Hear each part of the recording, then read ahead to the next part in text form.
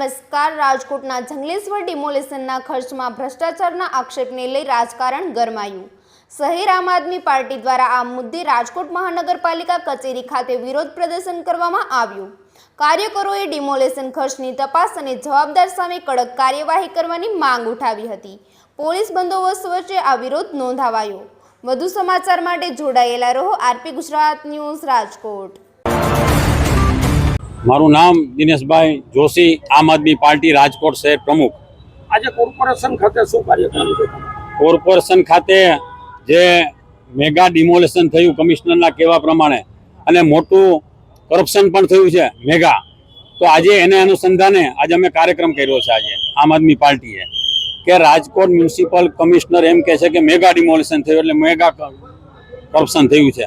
ઉદયભાઈ કાનગડે એમ કીધું કે કરપ્શન તો થયું જ છે, ભાજપના ધારાસભ્ય ખુદ બોલે છે। એટલું જ નહીં, 27 લાખનો જે કરપ્શન હતું આજે 3.5 કરોડે પહોંચ્યું છે।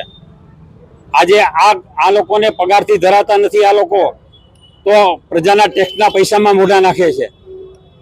જો સ્મશાનના જે લોકો લાકડા ખાઈ જતા હોય કાજુ કતરી કેમ મૂકે?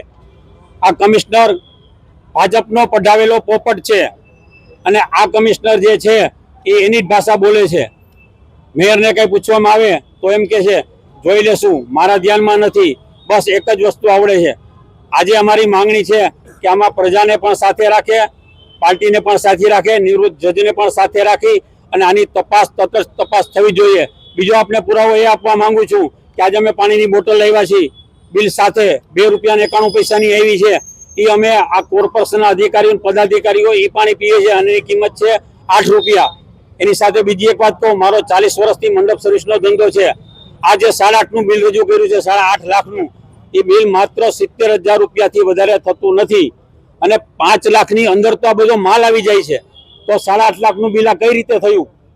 40 વર્ષથી ધંધો કરું છું અને જેને તમને કહી દઉં કે કોન્ટ્રાક્ટ રાખ્યો તો વિડીયોગ્રાફીનો 24 લાખનો, એ મારા દર વર્ષે 10x10નો મંડપ નાખીને ફટાકડા વેચે છે અને 8-10 વર્ષથી તો એની દુકાન બંધ છે। એમ છતાં પણ મામા કાકાની ના અને ફૈબાના આ લોકોને જ કોન્ટ્રાક્ટ મળે છે, આમાં મામા કાકા હાલે છે અને આ વસ્તુ જે છે પારદર્શક હોવી જોઈએ। અને આ વિચાર કરો કે 3 દિવસમાં 3.5 કરોડ ખવાઈ જતા હોય તો ભાજપનું 30 વર્ષથી શાસન છે, શું નહીં ખવાનું હોય આમાં? તમે વિચારો।